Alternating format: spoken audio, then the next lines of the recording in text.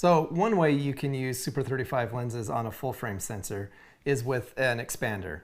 Now, if you don't know what that is, an expander is basically another optical element that goes between your lens and the sensor. And what it does is it takes the image circle of your lens and expands it so that it fills a bigger circle and projects a bigger image onto the sensor. Yes, science! Now, of course, when you're using an expander, there are some compromises, both in focal length and light loss. So for example, if you're using the 1.6 times expander from Tokina, there is a one-stop light loss, as well as all of your focal lengths are now going to be 1.6 times longer.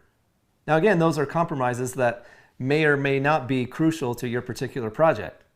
I always personally got hung up on losing a stop of light. I mean, I want as shallow depth of field as I can get, right? And if I'm losing a stop of light, how am I going to get that? But then, of course, what I realized is a full frame sensor is more sensitive to light and has a shallower depth of field. So a one-stop loss in light really isn't that big of a deal. Now, I don't claim to know how all the math works. I've read through discussions on how depth of field is calculated, and it depends, of course, on the two exact sensors that you're comparing, and it's a long, intense calculation. But basically what it boils down to, once you follow the equation all the way to the end, is the difference between a full frame sensor and Super 35 sensor is about a stop and a third, more or less. It's science. So what that means is, for example, if you're at a T4 on a full frame sensor, you're going to get the equivalent depth of field of a 2.8 on a Super 35 sensor. Now, of course, that's not exactly exact, but for me, it's close enough to give me a reference so I can compare the two. A few weeks ago, I needed to shoot an interview. This is for a personal project, so all the budget was coming out of my own pocket. And, you know, thanks to COVID-19, that meant I had zero budget whatsoever. In fact, if I didn't already own the camera, I probably wouldn't have done the shoot at all. So I went to the rental house to kind of see what my options were. I'm looking for something cheap, something available, something, it didn't have to be the most amazing lens. I just needed to be able to put something on the camera and grab a quick interview. And what I came up with was the Sigma Cine Zooms. And that's just purely based on budget and what was available at the rental house. The Sigma Cine Primes, of course, cover full frame, like I mentioned before. But the Cine Zooms are only Super 35. So what am I supposed to do? Well, the Mini LF, as it happens, actually has a couple of different sensor modes that come in handy when you're using Super 35 glass. Now the first, I guess, obvious sensor mode is 4.5K open gate. That gives you every pixel off the sensor from side to side, top to bottom. From there, there's a 2.39 full frame mode. And that gives you the full width of the sensor. It just crops off the top and bottom to give you that 2.39 aspect ratio. The next mode is where it gets interesting for Super 35 lenses.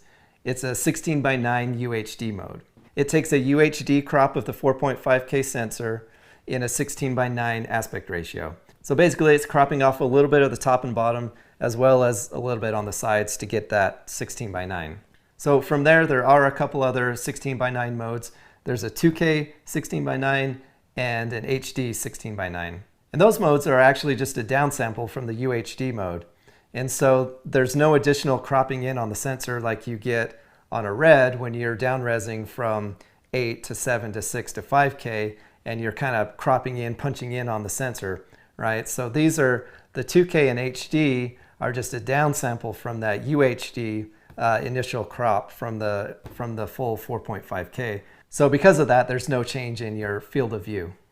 So one thing I wanted to mention before I go on and talk about how the different sensor modes help us when we're using Super 35 lenses is that one thing to remember about the ARRI sensor is that it is a more or less 4:3 aspect ratio. Not quite, but it's really close, which means that it's really close to a square, right? Square. And so what that means is that think about if you're trying to draw a circle inside a square, right? And you draw the circle so that it touches all four sides, okay? So what you're left with then is just the corners that aren't covered by that circle. So to me, what that means in theory is that it should be easier to get a lens to cover that square rather than a sensor that's more rectangular like a RED Monstro, right? Because think if you've got a rectangle and then you try to draw that same circle in the rectangle, once you hit the top and bottom, you've got a lot more on the sides that circle's not covering. I don't mean that as a dig at red by any means. That's just kind of how it is. Now, of course, I'm not suggesting that you can take any Super 35 lens, throw it on the LF, and you're going to have coverage except for in the corners. What I am saying, though, is don't discount the Mini LF because you have your favorite lenses that you want to use, but they're only Super 35 coverage. I don't want to get bogged down in all the technical details. Literally, what I did was take the Sigma Cine Zooms, put it on the camera, and run it through all the different sensor modes to see what I could get away with. So I'm going to go ahead and stop talking now so you can check out what I came up with.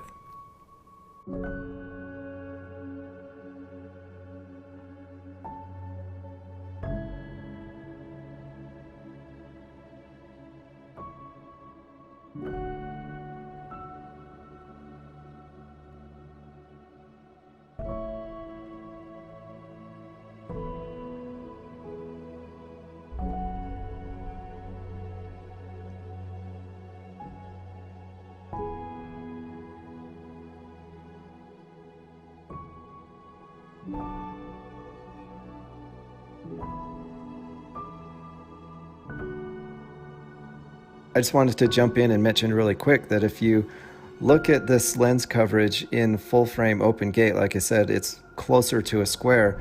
You can see in the corners that it's completely black, like there's no coverage there at all. Now, if you look at the frame lines I've put up for the 16:9 and the 2:1 frame, you'll notice that even though we're not even close to getting full frame coverage on the sensor, we're actually not too far off from the 16:9 or 2:1 frame, even at this lens's widest 50 millimeters. And as you increase the focal length and go tighter, coverage only gets better. In fact, all you would need to do is scale this up maybe 5% and you'd be out of that hard vignette and have 16:9 coverage.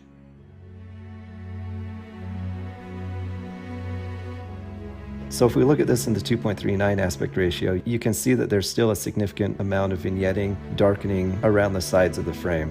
Now that might be a cool look to your image, but if you don't like it, you can actually minimize or even totally remove the darkening on the edges with just a little bit of color correction.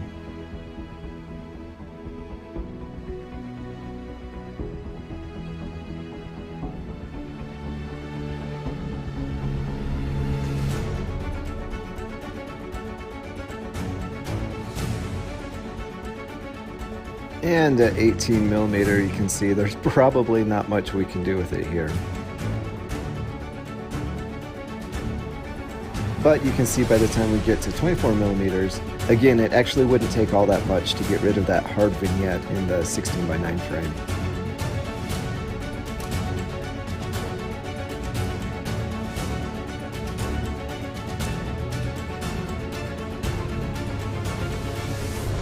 Now, I'm certainly not advocating that it should be standard practice to use Super 35 lenses on a large format sensor.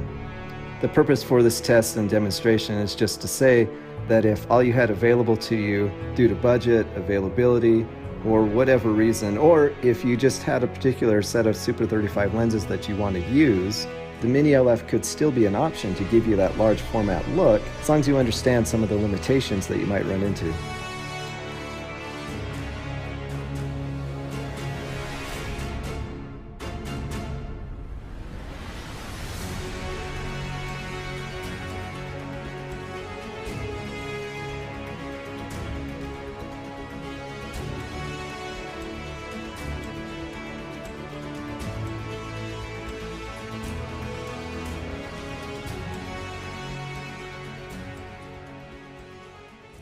All right, welcome back. So not too bad, right? I mean, 16:9 mode definitely gives you the best coverage for those Super 35 lenses. In fact, that's how I ended up shooting my interview. But like I said, with some limitations, like on focal length and depending on how much vignetting you feel is acceptable in your image, you can shoot those Super 35 lenses in full open gate mode. I mean, especially if you're okay with the 2.39 aspect ratio, or you're willing to scale up just a tiny bit. Okay, so I actually wanted to put this video out a few weeks ago, but I knew I was going to be testing a couple anamorphic options for an upcoming project, and I wanted to get that test in this video as well. So what I did was I went to my local rental house and I tested a set of Atlas Orion anamorphic lenses as well as a vintage set of Kowas. So what was interesting between these two sets of lenses is that on paper, they have almost identical image circles. But when you put them on the camera, they cover the sensor very differently. Now this is where you can clearly see in practice the difference between an image circle and a lens's illumination circle. Now keep in mind, these tests are 100% about coverage and not about looks or performance, okay? I didn't have the chance to test them exclusively. I wasn't able to like set up a scene or shoot an entire film with them or whatever. It was literally at the rental house, pointing it at the dude that works there and seeing, you know, what covers, where it covers the edges, and what I can get away with. Okay, so obviously the Atlas Orion 40mm isn't too useful shooting an open gate without an expander. You can see by the time we get to the 65 and the 100mm, again, it wouldn't take much to scale up to get rid of that vignette.